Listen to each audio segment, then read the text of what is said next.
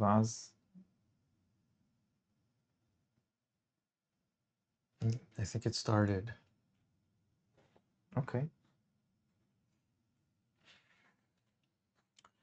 So it's Monday again, 6:30 EST, and we are going to be doing our weekly live stream.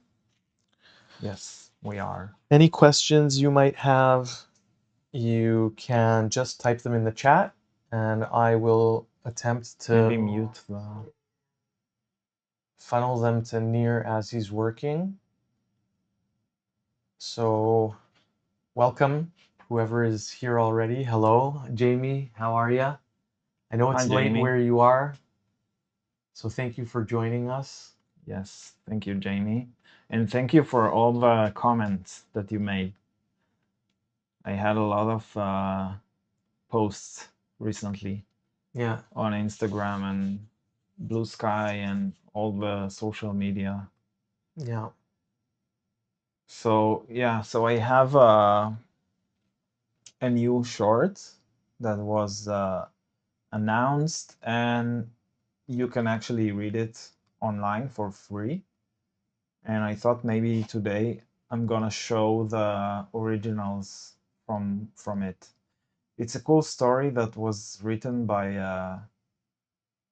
Rich Douek, and it's actually the first time I'm doing something with another writer, something that I haven't written myself. Right. So it's interesting. I've done some pitches before with writers, but nothing was published yet, so it's the first time. So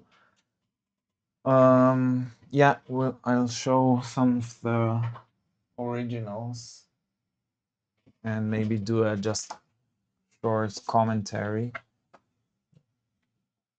So yeah, that's the... So the comic itself is a digital comic, so it's in a unlimited scroll, like made for phones. But Yeah. I told Rich that the correct way to do it is actually draw it like a conventional comic on pages, on actual pages, because later if we want to publish it on in a print version, in a comic, it would be easier than doing it the other way around, than like drawing on digital unlimited scroll and then edit it to a page. That would be awkward. So, but I did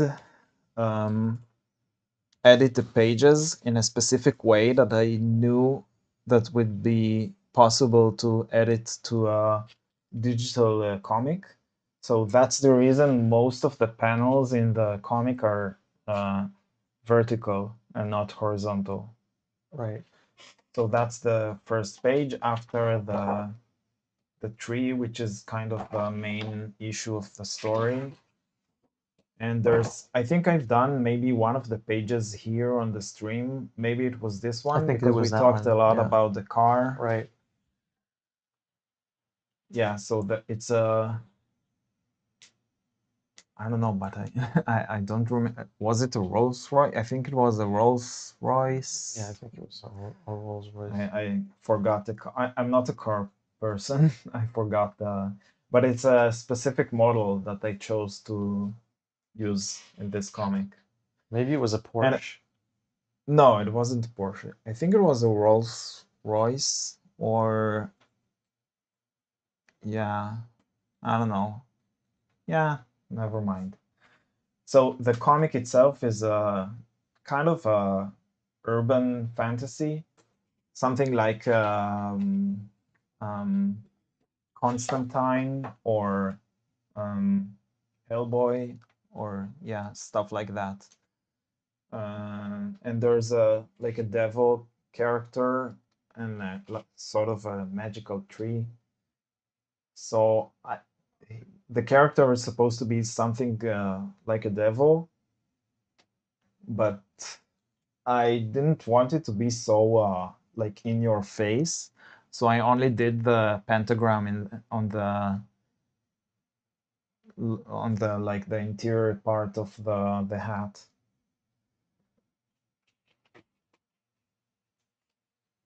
And in the digital version, it's cropped like this. This is gonna be here. It's 1, 2, 3, and I think I cut the face to a different panel and did the rest of the panels here digitally afterwards. Oh, you can show it. I am showing it. Oh, so Oh, if you scroll to the next page, then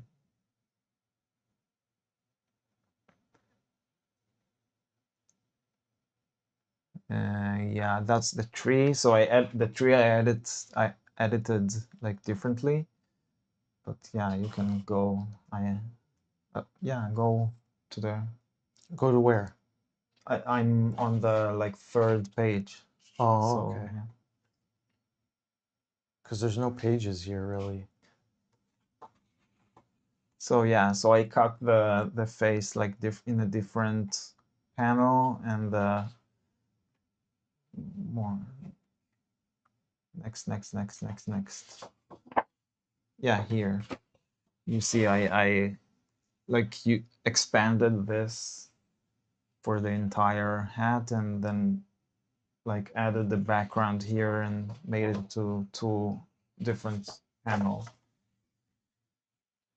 And this was cool. I think it was the first time I did an effect like that. Where the light Where is like. the light is like, Oh yeah. it makes the lines to be like very choppy. Mm-hmm. And yeah, you can see how I colored it. Yeah, it's cool. The black and white version is even more striking. Yeah, also here I did the effect that the light is like breaking the line. Like the light is very strong. Hey Jillian, happy Monday to you too. So the character is supposed to be like a devil character, and that's the main character. And he's like he can shapeshift to different monsters. And so the main character here, the idea I wanted to base like the look on David Bowie, but like not necessarily the way Bowie looked like, but some of his style is like yeah, Bowie like Bowie-esque. Bowie-esque, and he has like a eye patch, and that's the thing that. But he's supposed to be the rugged individual, and Yeah. show the character. Supposed to be like the rugged yeah, individual, but I made him younger and not rugged, more um like he has a lot of style. Mm-hmm. Yeah, so again with the splash pages, it's all on one panel. In the maybe give me the all in one panel in the comic, in the unlimited scroll. Yeah, so that the character is transforming to a different. And this was also an idea I had, because I didn't have enough room for the panels. Here you can see the panels are very vertical, and for the last panel I just turned it like this, and so it's like this in the digital version. And if we will print it, it's going to be like this in the print version.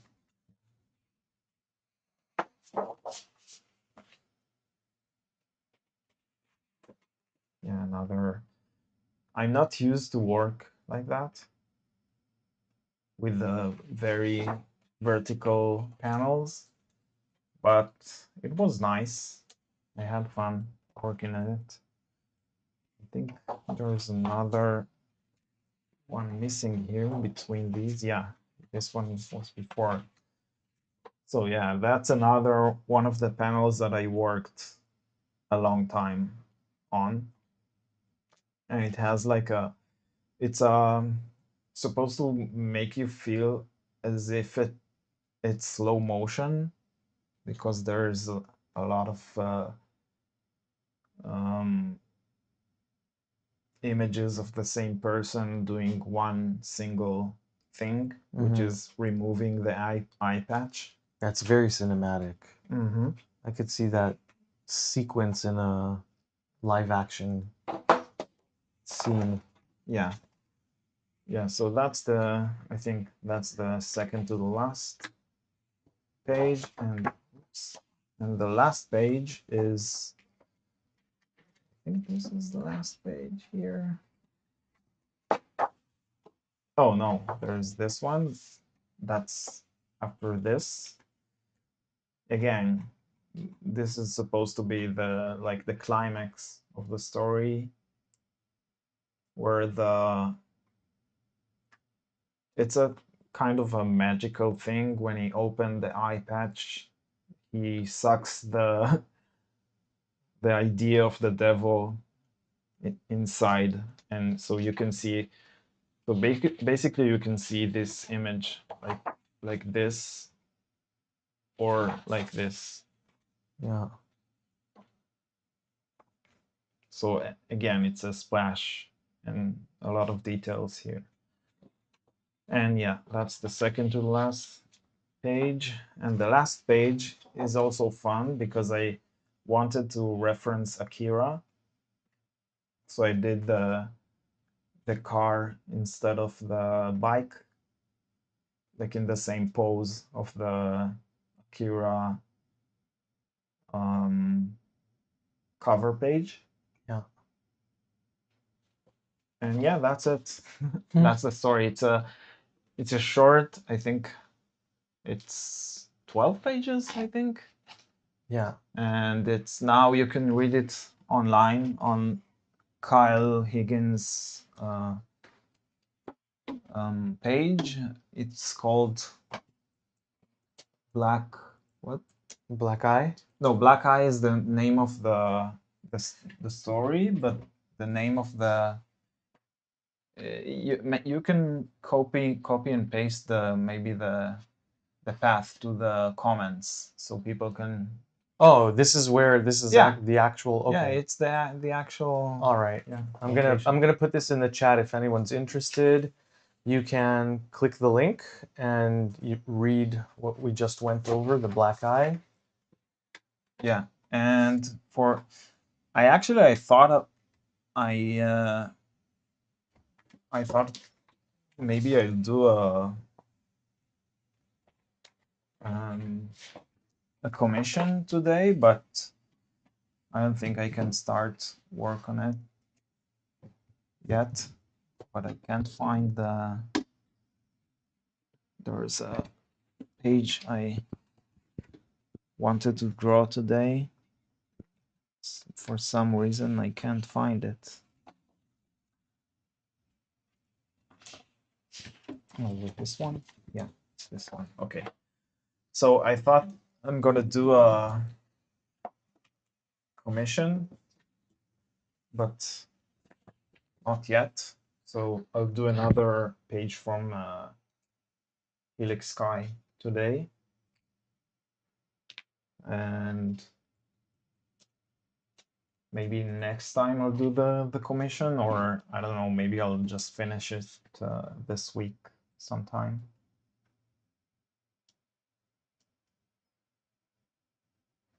So the story is called Black Eye, and it was written by Rich Douek and drawn by me. The letter name is Buddy Bedouin. I think that's the way to pronounce his surname. and it's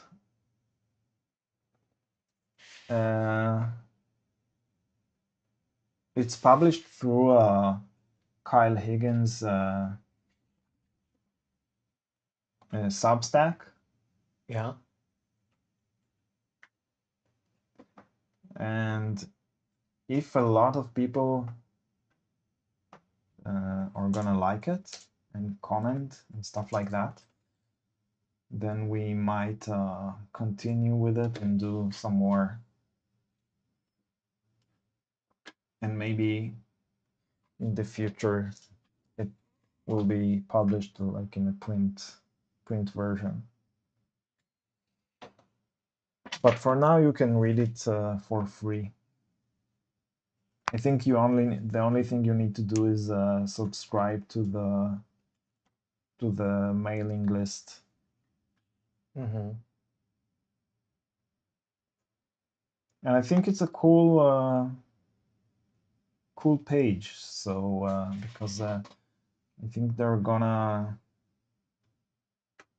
post some more or creator-owned comics there.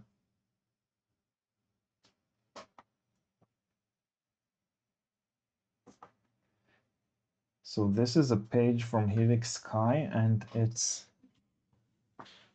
the second to last page from issue number 2.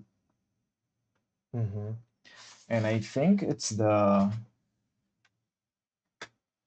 easiest page I'm gonna draw for this comic. Jillian has a question. Yeah. Can you talk a bit about your perspective curved lines and how you use them when doing the Morning Silent Sketches streams? Usually the perspective lines are straight, but yours are curved. Yeah. So perspective is just a way to help you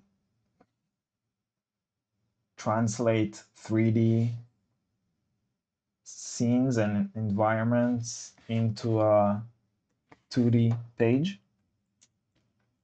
So basically, the only idea is to find a mathematical way that is consistent that you can use to help you depict 3D on a 2D surface. So yeah, it's funny because it always surprises me. I don't know why. I know why. I need to get used to it. It's like, I know why it surprises you. why? Because I intentionally do it at a surprising time. Oh, is it intentional? Yeah. I thought you have like a specific time that you're always waiting No, for. I mean, like, if you're talking, I wait for the most opportune moment to crack it open so that it makes you laugh. Oh, okay. I didn't know that. Now you do. So at first, the whole idea was developed in the Renaissance era, and they started with it was like combining mathematics with art to create better and more engaging art. So one of the first famous drawings that used perspective is The Last Supper by Da Vinci. Yeah. We saw that. We saw the original in Milan. Yeah. So he used the 1 point perspective, which is I think it's the basic one, the most basic. Mm-hmm. But Yeah, you can start. I think the vanishing point was exactly in the middle where Jesus's face was. Yeah. Which makes sense because that's where he was trying to draw the eye. Yeah, but think about it's funny to think about it that way, because before that, people didn't use perspective. They knew that things that are far. The only rule in perspective, there's only one rule actually. The rule is everything that's far from you is smaller, and that's it. There's only one rule. So they had a sense of that before, and you can see like medieval paintings of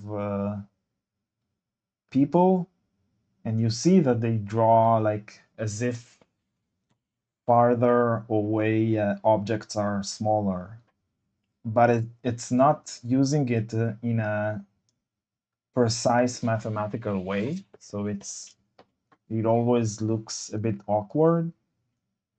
Do you mean to say that they weren't abiding by any kind of perspective rules? Yeah, exactly. Okay. They had a They just made it hunch. smaller, as Yeah. if it were the same distance from the viewer, but just smaller. Yeah, that's why you see in a lot of medieval paintings, you see like a flat floor and like bigger bigger objects in the front, and maybe smaller objects that are supposed to be further away, but they look awkward. They just look smaller and close. Yeah. Yeah. So after the 1-point perspective, we have a lot of other ones, and in the Renaissance they started using all of them. And so the question was why. How is it that your perspective lines are curved? Yeah. I'm getting to that. It's a long answer. Okay. Just keeping you on track. Yeah. So if we think about it, the only one true rule is the objects that are farther away are looking smaller than objects that are closer to the camera. In reality, actually, we don't see in straight lines. So the 1-point perspective is not accurate. Like it doesn't depict reality itself as we see it. It's just maybe we can call it a magic trick to trick people to believe that they're seeing a 3D image. Yeah. Which they are not, because they're looking at a 2D flat surface. But the way the eye sees, and I started developing the word perspective when I worked on BioRipple, because the story in BioRipple, I had an idea that the story is told through the point of view of the characters. So everything you see in the book is from the eyes of the characters themselves. So I had a problem because I needed to show what the characters see, but I didn't have a lot of space on the page. So the way that fisheye lens works is it can condense a lot of information in a single image. So you can see like as if you're seeing a very wide shot inside a small space. So I knew I wanted to use some sort of a fisheye lens, and then I started reading about all kinds of science studies that they made on to study how people see reality. And I encountered one study that they've done that mapped, they created a grid from how people see with their eyes, not from a camera lens. So it looked like a warped sphere, but not exactly spherical, more maybe oval. and I took this specific study and I developed a grid from it. And I used the grid on all the pages in BioRipple. But since then, I developed all kinds of grids because the idea is not just depicting 3D on 2D surfaces.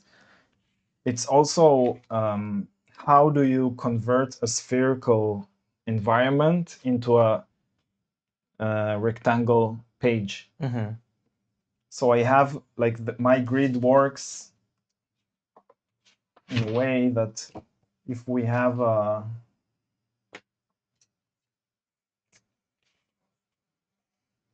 it's kind of like this.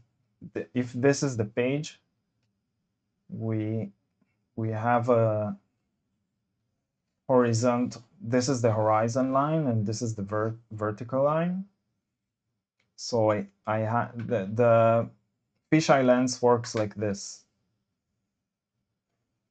You have the lines are converging here and here, and works like this, and again like this here.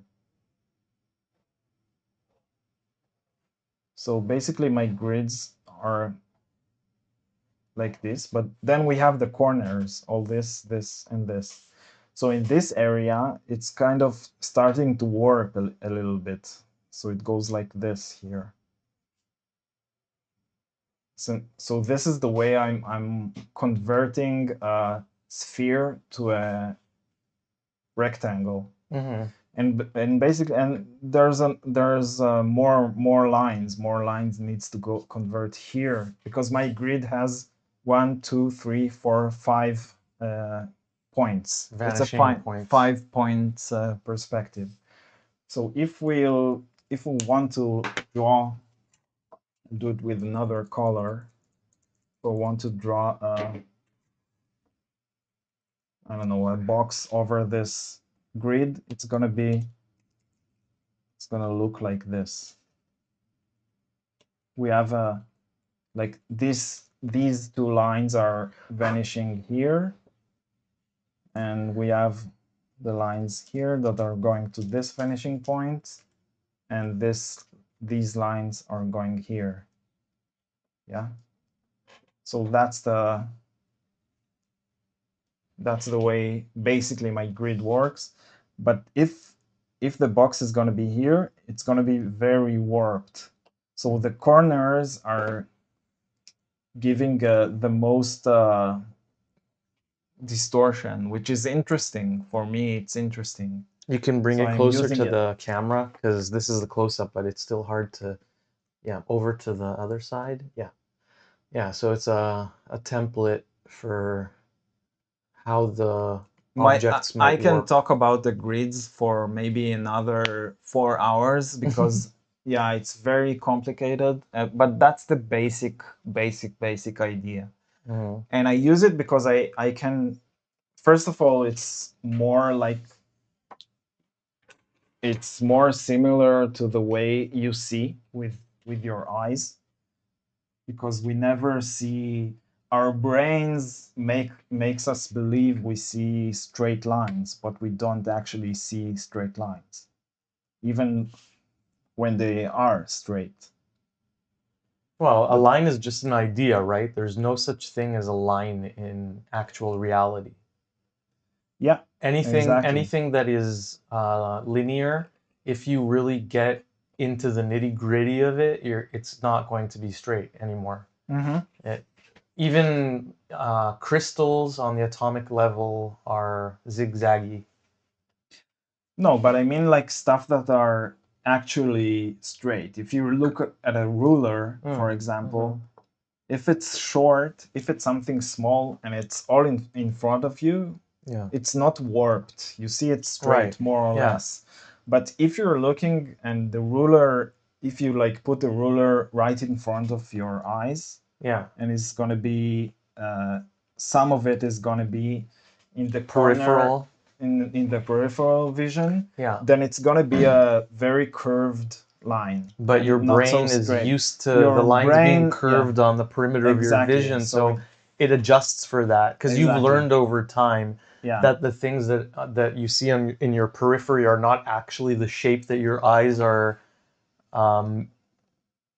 sort of, I guess, inputting to your brain. Mm-hmm. And so your brain has already done the heavy lifting, and it's used to exactly. used to changing it to look like it's a straight line. Mm-hmm. And I think also people are less aware generally of objects in their periphery unless otherwise trained. Mm-hmm. But if we talk like in a general manner about perspective, so the thing to remember is it's only a way to trick the viewer to believe he sees a 3D environment, and you can do whatever you want with it. So I thought it's a good idea to invent something for myself, but you can use any other technique that anyone developed before, like the 1-point perspective, 2-point perspective, 3-point, whatever. Yeah. And people use all of them. Yes. And you also don't always use the same type of perspective grid. No, I don't. But the thing is about my grid, I can take like a part of it, like this part, for example, and blow it up and use it on the entire page. And this is going to be maybe, let's say here, this is going to be a 2-point perspective here. It's going to be like this, which has like a point here and a point here. Yeah. So if I use only part of the grid, and this is exactly the way we see things. Yeah. We actually see like in a very zoomed in way on a single like environment, which looks as if it's like a simple 1-page or 1-point or 2-point perspective. But when you're looking at something close to you, doesn't the same hold for whatever you're seeing on the edges of your vision? Wouldn't that still be warped in the same way? I mean, your eye shape isn't changing.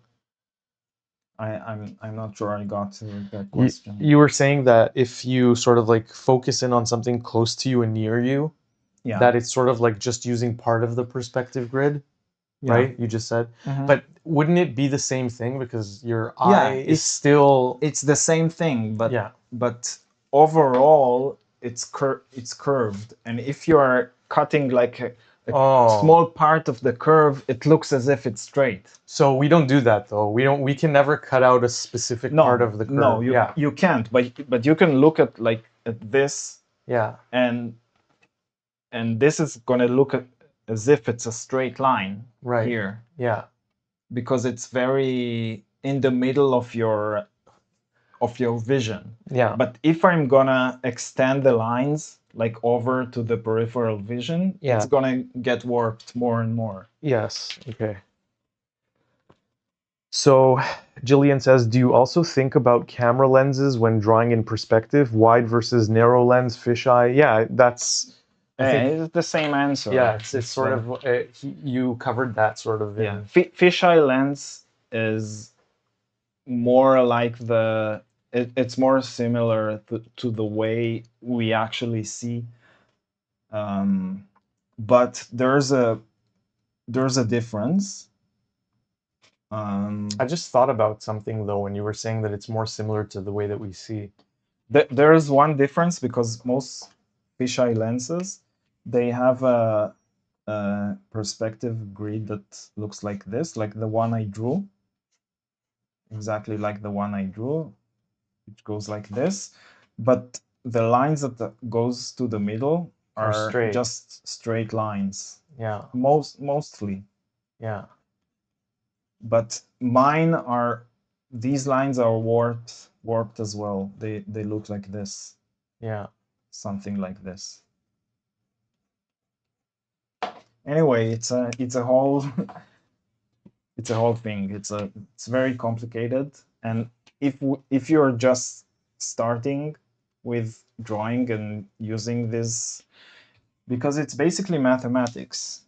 So yeah, it's more like geometry. yeah, Or I think the best way is to start topology. with, yeah, which is A branch of of mathematics. Yeah, they're related.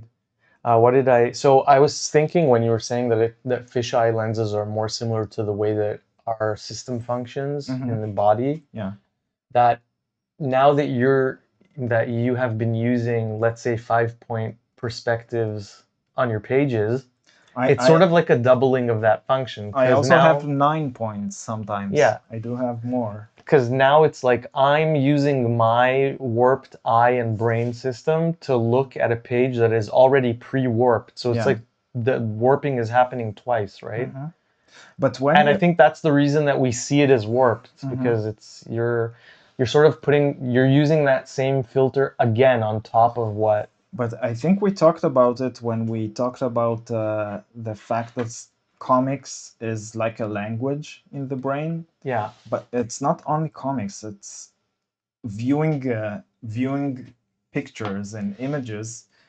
There's something in the brain that you know it's not a 3D object, but you see the 2D surface as if it represents something that is 3D. And it's really interesting because I read somewhere that they've done a study on like tribes that weren't exposed to technology at all, and they didn't see photos before the study was made, and they showed them photos. I think it was black and white photos of stuff that they're supposed to know, like lions in the grass and stuff that they're supposed to know and understand easily, but they couldn't see anything because it's something that you learn. Yeah. To read images. It's something that you learn, and it seems like it's something that's very basic and fundamental, but you do learn it. So it's a trick. It's a magical trick, but you almost don't think about it. That it's a trick.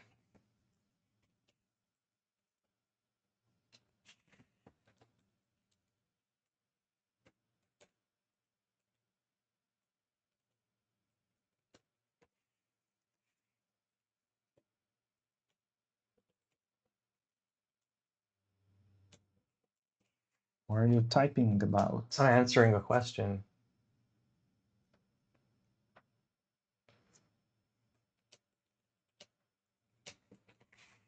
Do we have any more questions? I'll just let you know. So Jillian asked, when you plan a comic page, do you plan the panels ahead of time with thumbnails? Do you ever start with illustrations and then figure out how? So I already know the answer, and I wrote, there's always a sketch page layout phase that is done before inking. That stage is what you are seeing right now between the top inking page and the light table, the red and blue shapes underneath. Near usually creates the layouts digitally and prints them out to be used as guides for inking. Yeah, that's the sketch phase, not like there's another phase before that, which is the layouts. So layouts would be basically like very rough mannequins, Yeah, laid out on the page, and some sort of indication of backdrop elements that's very sort of general. And then the actual sketch phase is what you see here underneath in the red and blue. exactly. I got a very cool commission, and I thought I'm gonna draw it tonight, but I guess we'll have to wait. You can probably say what the commission is for. It's for Shredder. Was it Shredder or no, Master Splinter? Master Splinter. Yeah. But you did a Shredder before as well. Did you not? I think you did a shredder at one of the cons. Maybe. I don't remember. Maybe. I think I've done once something from Ninja Turtles, but maybe it was one of the turtles. No, I think you did Master Splinter and you just drew. Oh no, that was Mickey Mouse. Yeah. That was Mickey Mouse. It was just a mouse, like an actual, the animal, a mouse. It's funny because when you think about Mickey Mouse, you don't think about a mouse. It You doesn't think look about like, Mickey Mouse. because It's it doesn't something. look like a mouse. Yeah. No mouse has a sphere for a head. And gigantic spherical or round ears. Like they don't tend to have round ears. No, they have round ears. No, they have their ears always have some sort of shape to them. They're not like completely Yeah, it's not round. of course. And the face obviously doesn't look like a mouse's face, and the body doesn't. So what's left? Just the tail. And like many animals have tails, so and it doesn't even look like a mouse tail. I don't remember if he has a tail. Yeah, Yeah? I think so. Let me see. Mickey Mouse. Mickey. If he doesn't, no, he doesn't have a tail, so that's even worse. Or maybe he does.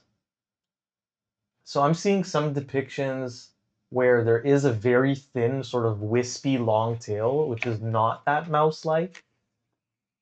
Mice tend to have, I think, thicker tails in proportion to the rest of their body than what Mickey is drawn with. But let's ask, why doesn't Mickey Mouse look like a mouse? Maybe there's an actual answer.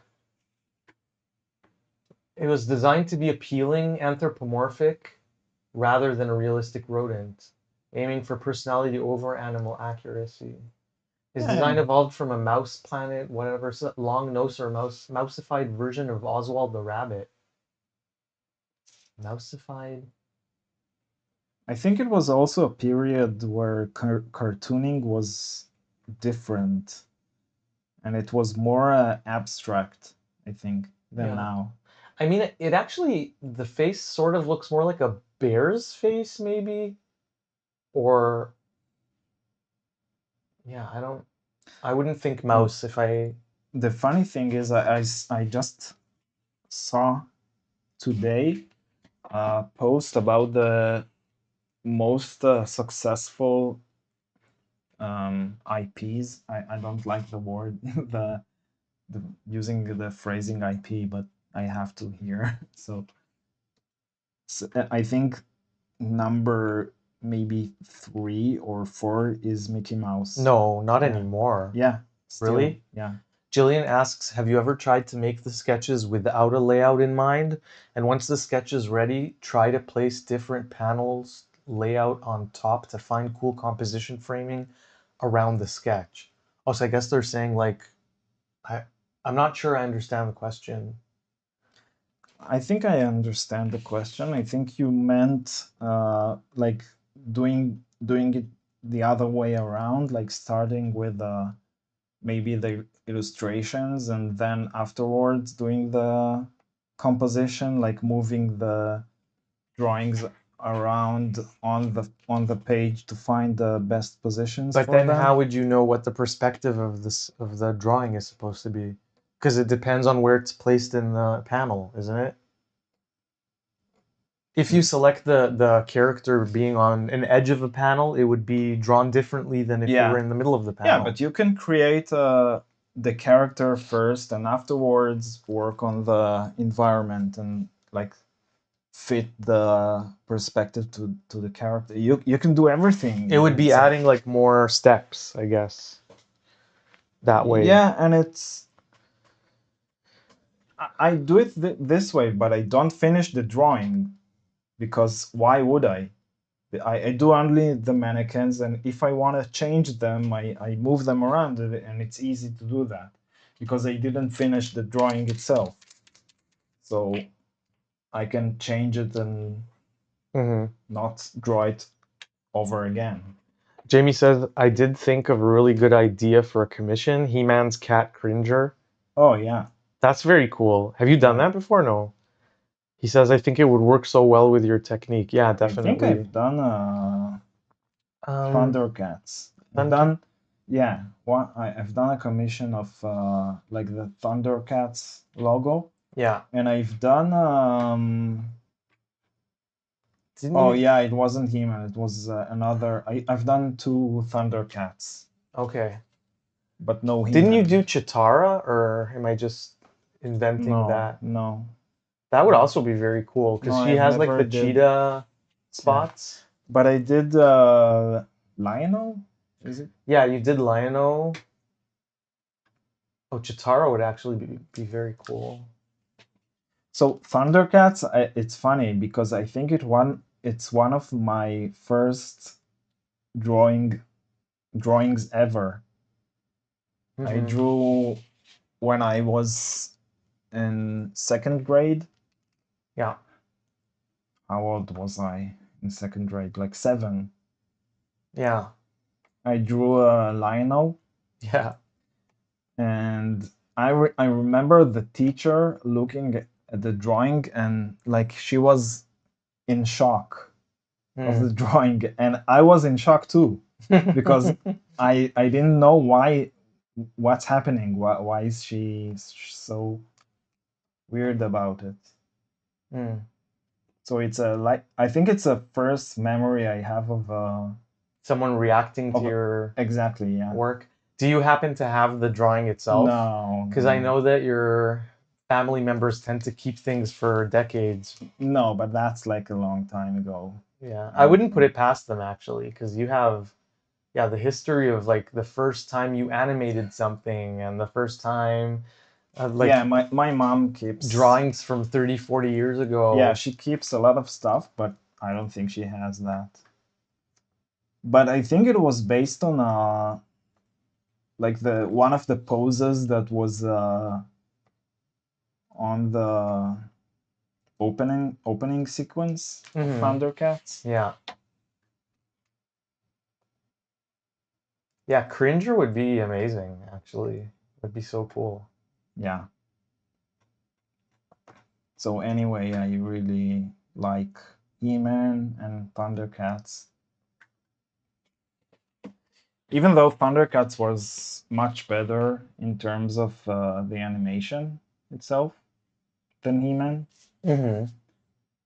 He-Man, it was they just used over and over again the same sequences, and most of them were rotoscopes. Yeah, and it was, I remember sort of, it was wonky, meaning the animation, his mouth would just do one thing and he would Yeah. say vastly different things. Mm-hmm. Or, yeah, the animation would just loop and he'd say like two different sentences, but his mouth would be doing the same thing twice. Yeah.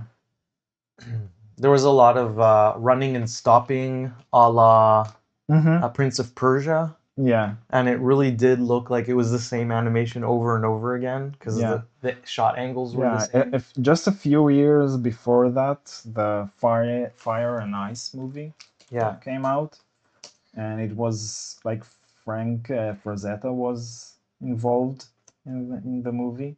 Yeah. Which movie? Fire and Ice.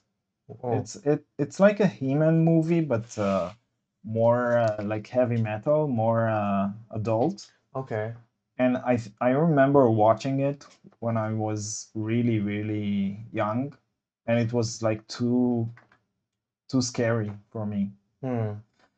But Also even rotoscoped, right? yeah, it's all rotoscoped, but it looks fine, I guess.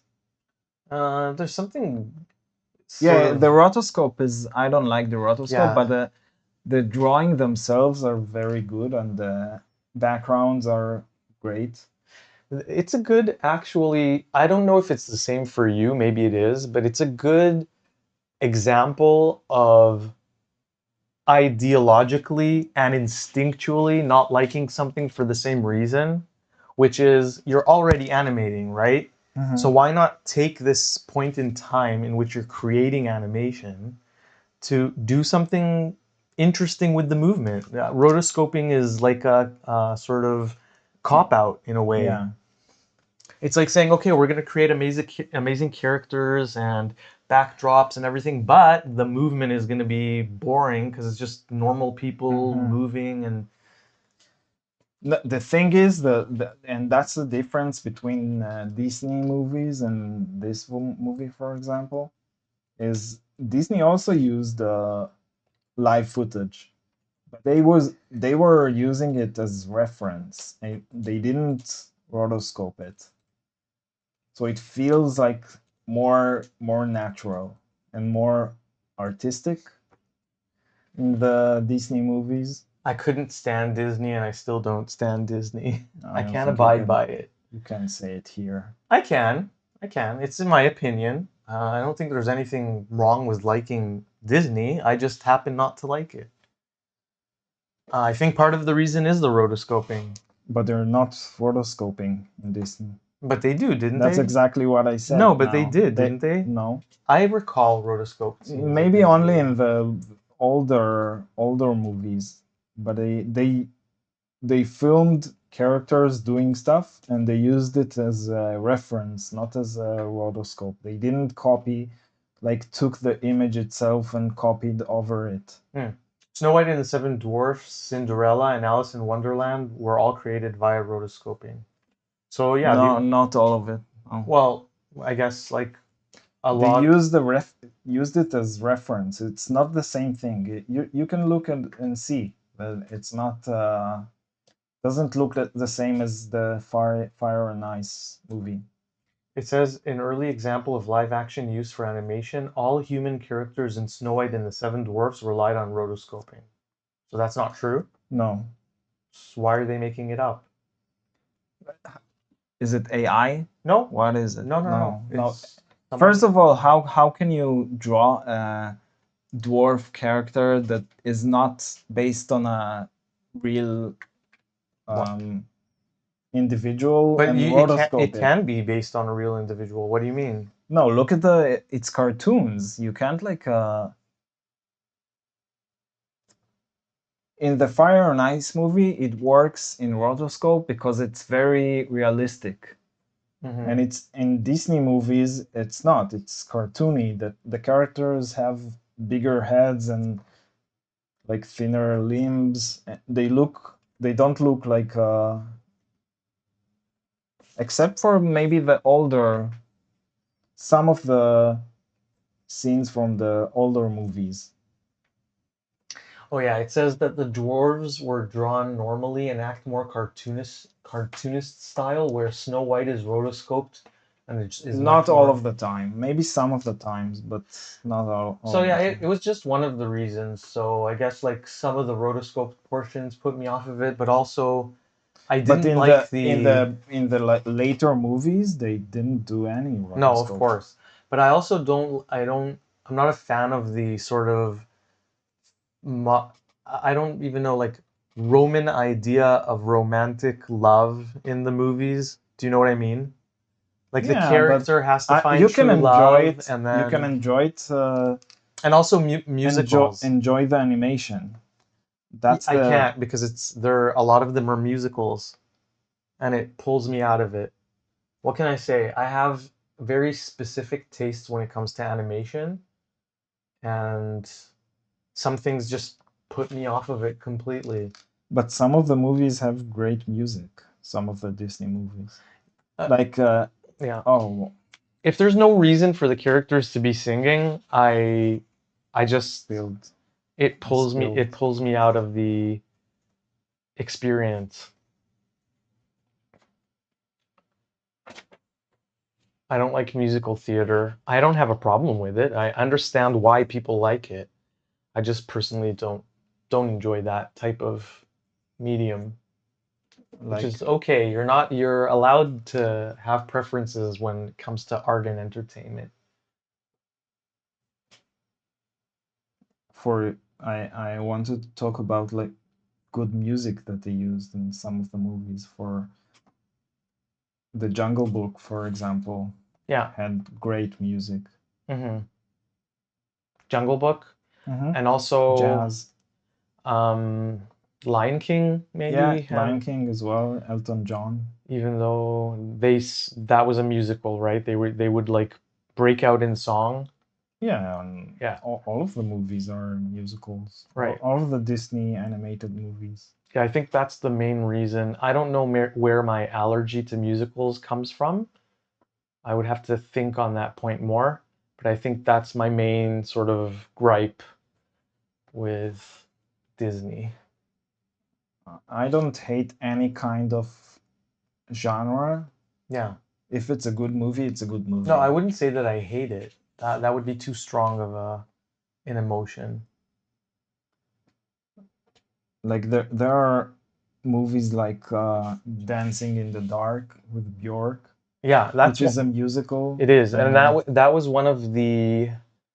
And La La Land, for example, I was think a like maybe more. Dancer in the Dark is the only musical in which I accepted the reason for it being a musical because it tied into the actual story in a very specific way. I think also in La La Land, like I don't remember the that. movie with Ryan Gosling. Yeah, and It Emma was Stone. Also, yeah. Right? I don't remember the content of the film. I watched it a long time ago. They were actors, I want to say. I think they were actors. Has anyone watched any interesting movies lately, new or otherwise? Jamie, Jillian, anyone else that's on There's here listening? the new Frankenstein movie with Christian The Bride. Bale. Yeah. Yeah. Is it being well received? I think so. It looks interesting. Already in theaters or no? I think so, yeah.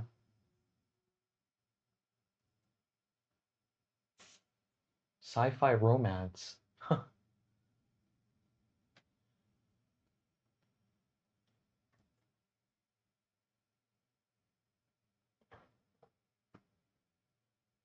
It's a Maggie Gyllenhaal movie.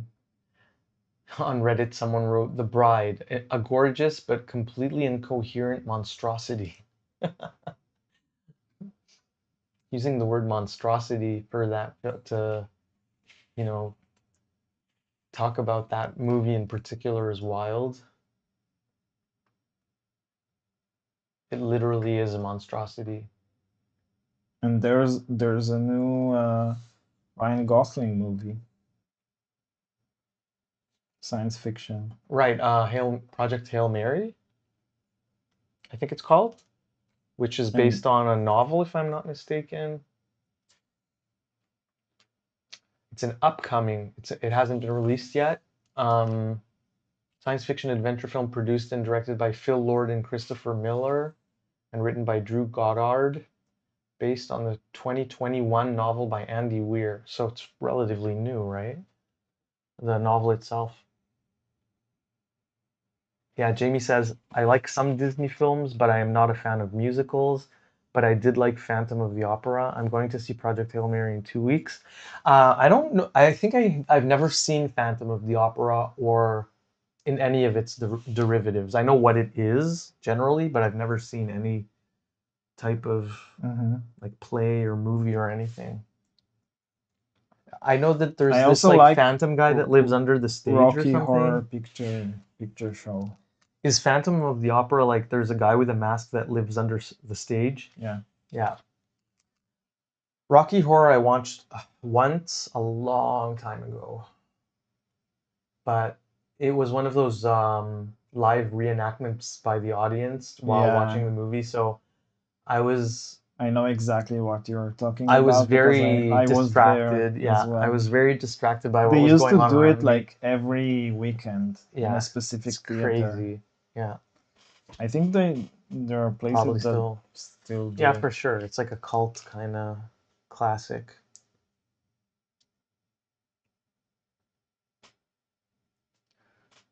Project Hail Mary. The film follows Ryland Grace, a man who awakens on an interstellar spacecraft with no memory of how he came to be there. Not a spoiler, just it's the actual blurb. Yeah, I mean, it would behoove us to watch this in the theater for sure. I think. Would it not? Yeah, I can watch it.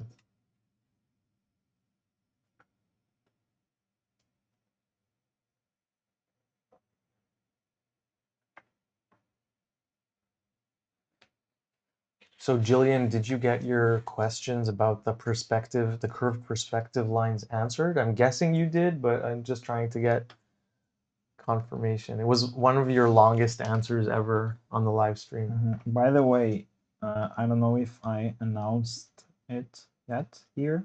Yeah. But I'm gonna do TCAF this year. No, we haven't announced it yet.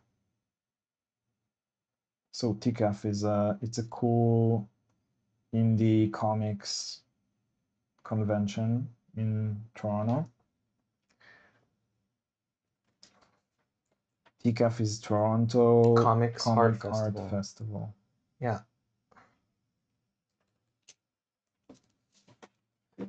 There's an actual difference between a festival and a convention, but I always forget what it is. Let's see. Like Como, for example, was a festival, and OAX is a festival. I think maybe the number of participants, are they not? Festivals are typically celebratory and community-focused events centered on arts, culture, tradition, often featuring performances and entertainment. Conventions are organized industry-specific gatherings focused on networking, professional development, or shared fan interest. I don't see the difference except for celebratory. Um, is there yeah, what is the difference actually? All the festivals I've done are more art focused than as opposed to like comic book and movies themes. But I don't know if I actually know the difference between these two things.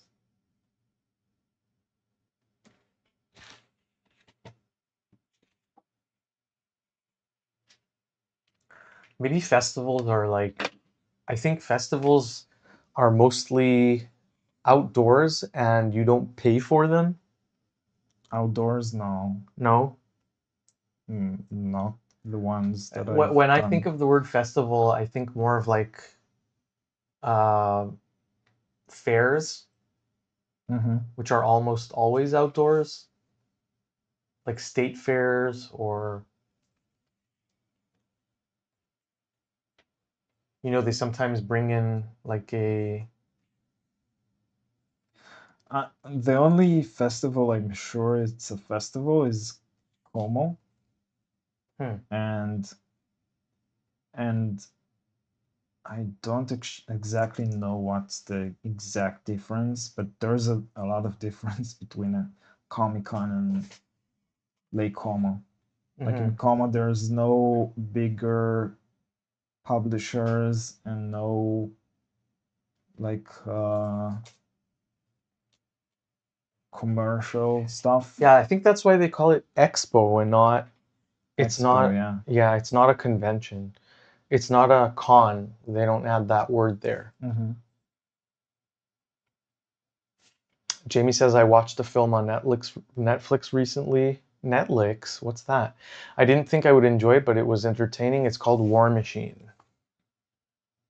I've written it down so we can take a look at the trailer later on. Yeah. War Machine? War Machine. It's a science fiction action film, directed, co-produced, and co-written by Patrick Hughes.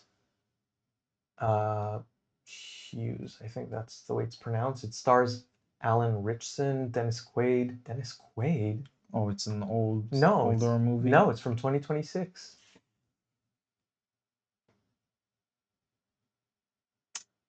Yeah, released February 2026. Okay. And it's now on Netflix as of March 6th. So I guess a few days ago, 3 days ago or so. It was released on Netlix, as I called them. We're watching the new Jujutsu Kaisen season.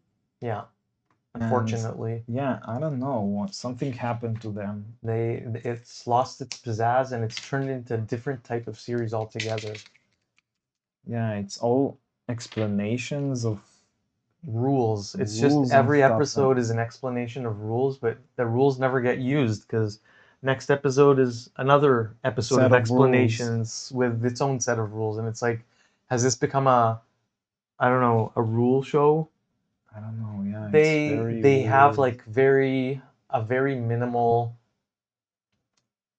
good, like well animated sequence in each episode, and all yeah, and also about that, they started using rotoscope yes, much more than they used to yeah, yeah. before. So the animation also is, I think it's not as good as the previous seasons.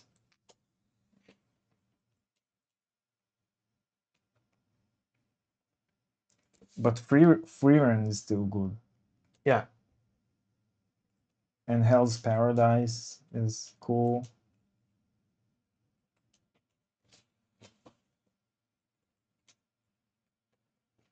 Yeah. I'm trying to watch only animated content, but it's starting to be a bit hard because there can't find new interesting shows, animated shows. I think we have more episodes of the Batman show, like the new Batman show, the animated show. Jamie says, if you end up coming to the UK for a convention, I'll definitely do my best to come and see you. It would be great to meet you, and your work has been a big inspiration to me. Thank you, Jamie. And I might come because I remember the publisher that's gonna publish Razor Gray. They told me once something about MGM, which is a con in London. I think it's in London. Oh yeah. Yeah, I remember once they told me that they're thinking about bringing me there. So we'll see, I guess, because I my schedule for this year is only C2E2 this month, and then TCAF, Yeah. and then I don't have anything else like scheduled, but I might do New York and there's also the Calgary option, but nothing's sure yet. Yeah, I think we sort of just recently thought about doing Calgary, and it's a month or so away, a month or two away. Yeah. So that, yeah, we should have gotten on that much sooner. Yeah, just because there's something that we have there, so it Yeah. makes sense to do the show as well. And yeah, but there are other shows that I'm sure I'm gonna do this year, but I can't really say anything about that yet. About which one? Yeah. Yeah. There's another one that for sure I'm gonna do. I can't say yet because they didn't announce it yet. Yeah. But yeah, it's only North America. Jamie says, I think that you would do well at Thought Bubble. Yeah, I heard a lot of good things about Thought Bubble. That's in the UK as well? Yeah, Thought Bubble is basically the TCAF of Europe. Mm-hmm. There's also another show in North America called SPX, which is also a indie comics show, and there's another show called IC3, which is also an indie cartoonist show. Yeah, which is cool. But yeah, I've never been to Thought Bubble before, and I've been to the UK, I think, only 3 times, 3 or 4 times before, and London mostly.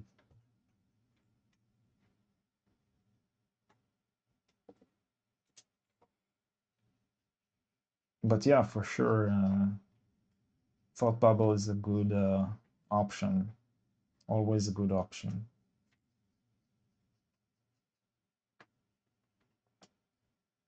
We'll see now with the book coming out, with Razor Gray coming out in May. Maybe we'll schedule some signings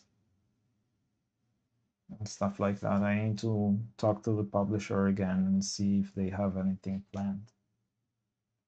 it actually says that the animators have publicly stated that the schedule on the new season of Jujutsu Kaisen was extremely rushed because they were the same studio, Mappa, had been working on Attack on Titan, Chainsaw Man, and Hell's Paradise at the same time. Okay. And some of the Jujutsu episodes were reportedly finished hours before broadcast. Yeah, that's So I guess that could be the yeah. reason. But why? Why wouldn't they prioritize, or why not bring on more people? Or just right? change the schedule. Don't schedule it to be so close to. Yeah. Just leave enough time for the animators to do their jobs. I would definitely have preferred to wait another year. But I think the problem is not only the animation, it's the writing as well. And the writing is done like in advance, like a lot of time before. But don't the writers take into account the amount of work that the animators will have to work on the season? I'm guessing that they do, right? They do, but I think the problem is not only the anime. Do you think they did all the sequences of the explanations just to fill space? Like, no, I think they felt the pressure to put out a new season and keep the momentum going, but they didn't bring on enough new talent to have it done correctly and well and to the high standard that they had set themselves up for. And so it just became this like rushed that would explain bad animation, but that wouldn't explain bad writing. No, it does though, because you have to write in a way. It also explains the constant explanation of rules, right?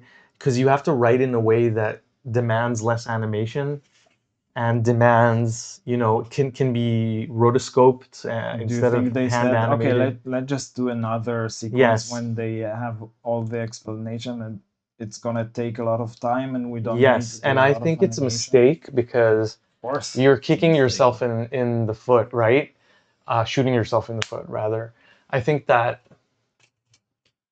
it would have been way better to space it out, and I would have preferred personally to wait another year and a half, and get another season that's up to par and is in keeping with the original first seasons, 1 and 2, I think, right? Rather than have to concede to myself and say, okay, season 3 is really bad in comparison to, and I don't really like this anymore. Also, the movie was weird. No, the movie was abysmal. It's just not. Yeah. It had some great animation, but it was mostly recap of the previous season. Yeah.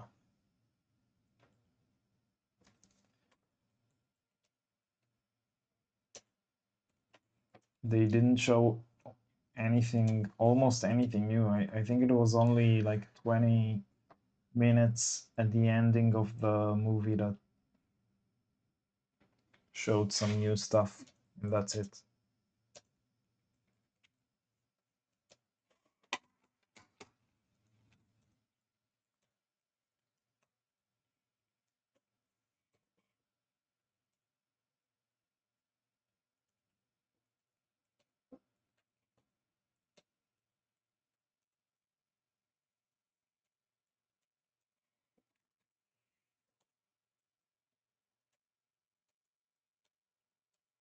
It's actually one of the easiest pages we've done. Like, maybe easy is not the correct Less way to say. complex. Faster, maybe.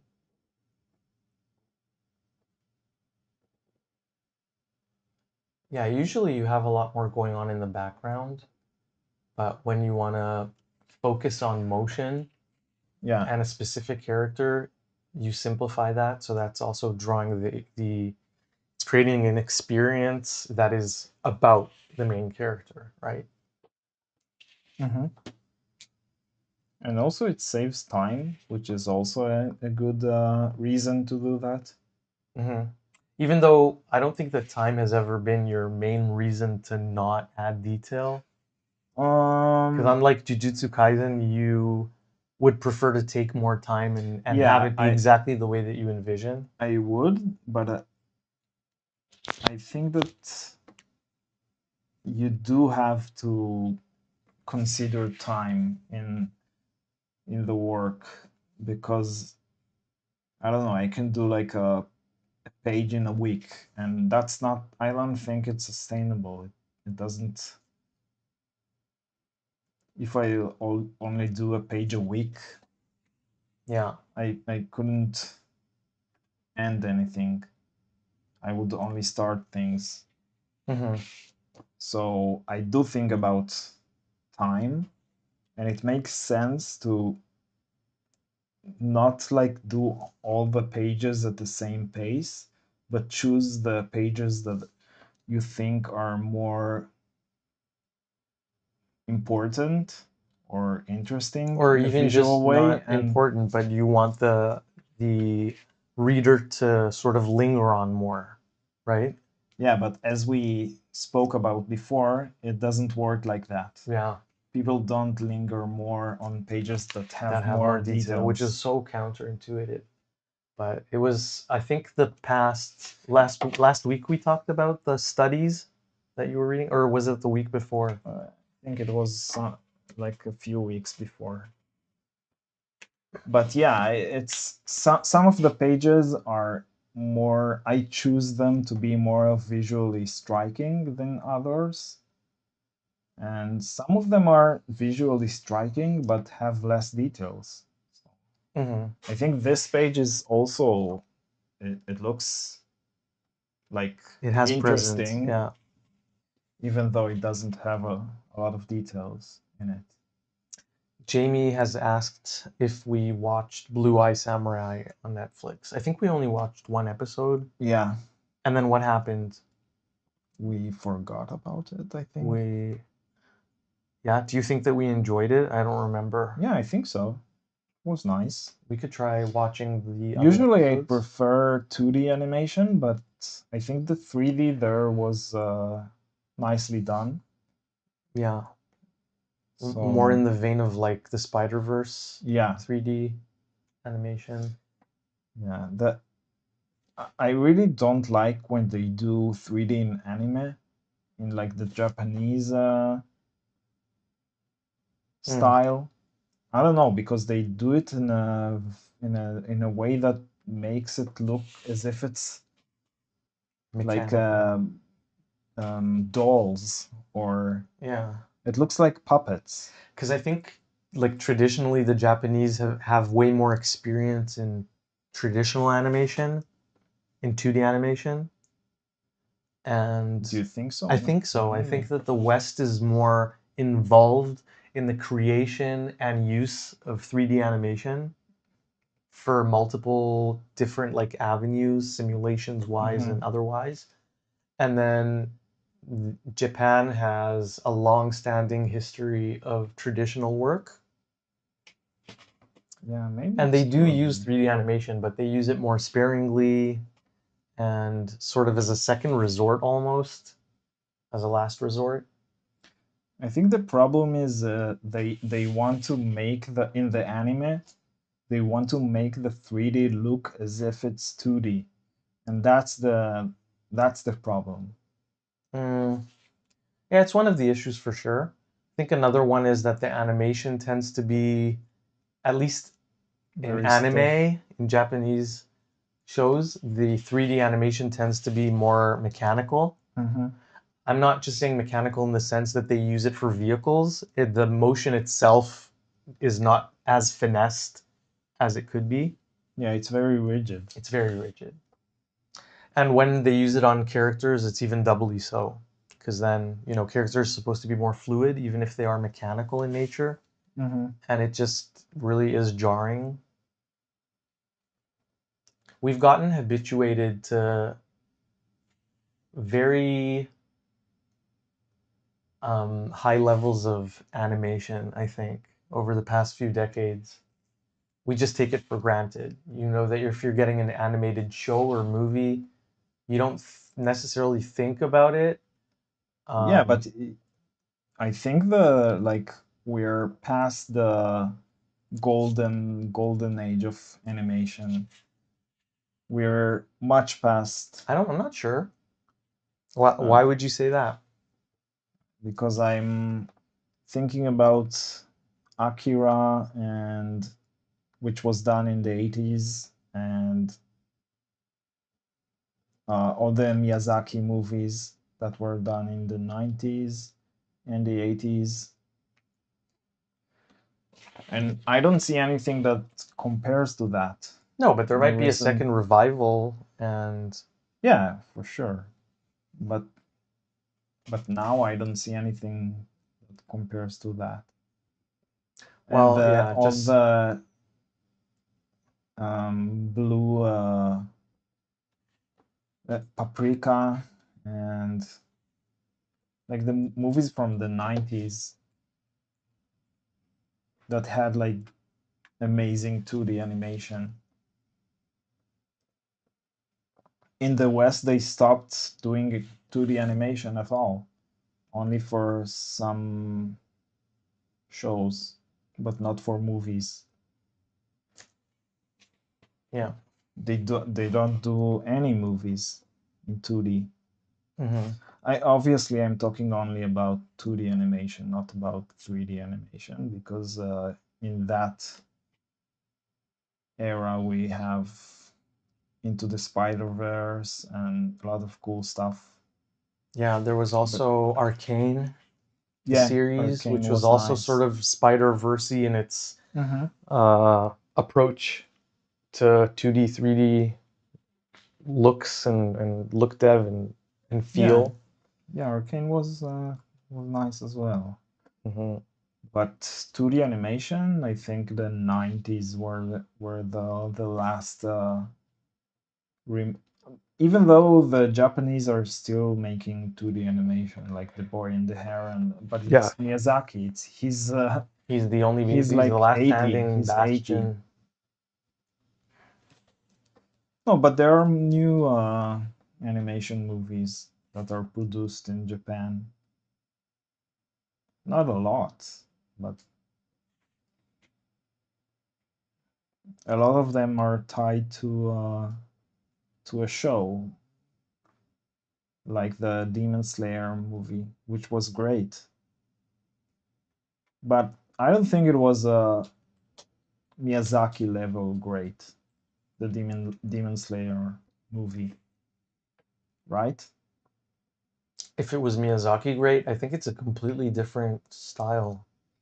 I know, but you can No, I wouldn't compare say that. them. I mean, it was really impressive and it was very enjoyable and well done, and there was a lot of time and effort put into it. I don't think anyone would say otherwise, or most people wouldn't, but I wouldn't rank it on the same level. Yeah. No. It's not. That's pretty sad because I think it's one of the best mediums. Yeah, I'm hoping that we will get that there are new animes down the road that'll still be able to surprise us and go down in history as classics of the genre. Well, the West, they don't do 2D animation anymore. Oh, I was at talking all. about anime. Yeah, about Japanese anime. I don't care for most of the West 2D animation anyway. There's nothing. What do you mean? Disney, we just talked about it. Yeah, but Disney doesn't do any more 2D animation at all. Okay, but up until this point, the history of Western 2D animation has not been my cup of tea. I don't see a reason why, if new 2D Western animation comes out, it would suddenly be. You can say that, I don't know, you don't like the songs and the romance, but the animation in Disney movies, it's great. I don't like it. It's too dramatic and it's too smooth. Okay. You know what I mean? It's No, like I no, feel I like don't know. I feel like I'm watching live theater, but in animated form. Okay. Because all of the motions are so like dramatic and round and big, and it's like pompous almost. It's grandiose, and it's just the level of um, theatricality that I don't usually enjoy in animation. Okay. I disagree. I don't think it's a matter of like right or wrong. I think it's a matter of taste and personal preference. I know many people that love Disney and they're entitled to that, and I understand why they like it. It's just not for me. It's like some climbers don't climb outdoors, and some don't climb indoors, and some do both.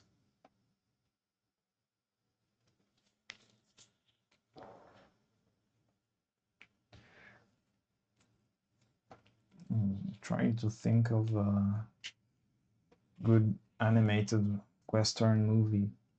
Because You're having a hard time. No. Oh. There's a lot of good Disney movies, like Aladdin, for example. Oh, Aladdin is a good example of like the theatricality in the animation. Do you not agree that it's a theatrical, like big movement type of animation? I see it in anime as well. I think anime is much more subtle. It's a funny thing to say about anime because it's not in the anime. Well, it's not at all. I'll say Subtle to say subtle about anime is no. I'll say funny. it's subtle in its selection of how to animate. That would be. It doesn't mean that there aren't bold movements, but they're not. It doesn't. I've never felt like I'm watching theater. Batman the animated series, for example, it's a great Western. Okay, I agree. I like the Batman animated series. Yeah, but any others that you think that I liked and I don't recall at the moment? Yeah, Flight of the Dragons. No, I don't think I like the animation on that. Jamie says, "Have you watched Flow? It's an animated film about a cat." Oh yeah, was it the movie that won the Oscars, I think? Really? I'm not sure I know what that is. One of the awards. It's also 3D. Oh. But it's About a cat. I think it was done in Blender. With Blender. Yeah. Flow. Is it a short film? Yeah. So it's like 2 minutes long, or is this just the trailer? No, it's a trailer. Okay. The shading is not giving me life. I'm a very harsh critic today. I'm aware of that. It seems nice. Yeah, I would watch it definitely. Are you lying? No, I'm not lying. I like the color schemes. It seems like an emotional ride as well. I think I'd probably cry because we lost our cat about 6 months ago. So maybe I'd have to wait a little longer before I watch it.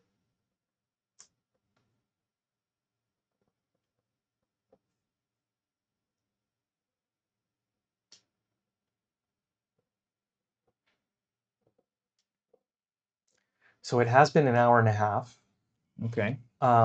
Would you like to? Did we already go over the page that you drew last week and how it turned out? What was the page that I drew last week? I think it was the previous Yeah, it was Helix Sky, right? I think it was one of the scenes in the climbing gym, was it?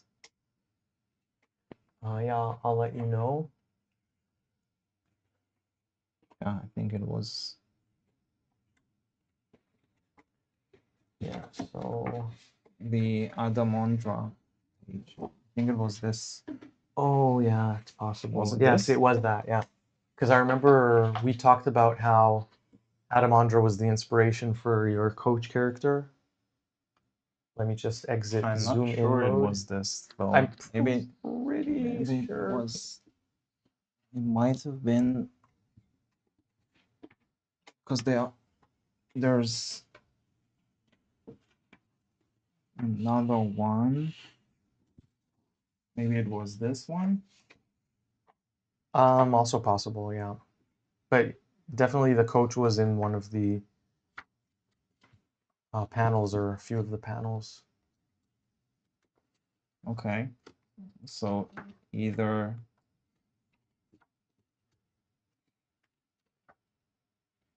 no, it wasn't this. No. Oh yeah, I think it was this. I think it was this. Right? This page? Yeah, it's possible it was that.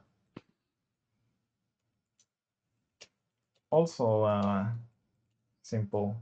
One of the simple pages. And yeah, so here I don't have a lot left here.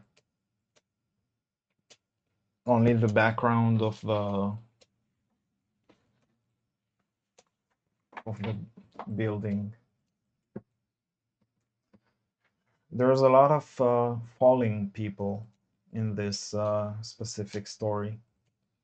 Yes. So this is another falling scene. Yeah. Today's page. Yeah, I only have the background, which is gonna be Pretty simple. Straightforward. Okay, so Yeah. before we sign off, let's flip back to full cam. Thank you for joining us today again, and come by next week as well, where we will continue to talk about, we hope, interesting subjects. And Maybe next week I'll do the commission, or we'll see what yeah. we'll see what happens. Okay. And definitely refer this live stream to anyone you think might be interested, and thank you for doing so if you have already. Yeah, we will give the Flow film a watch. I think we need to wait a little bit longer for that though. And also, if you're interested in the Black Eye comic, you can read it. Did you post? I did. I posted it in the chat. We'll post it in the comments because the chat is. Yeah, I think or it's in the deleted. description, right? You can add it to the description. Yeah. So check out below if you're not watching this live, And the link if you will be read there. it over there, maybe write a comment. Yeah, write a comment, like it, because share if it. a lot of people are going to like it there, then it might be a bigger story.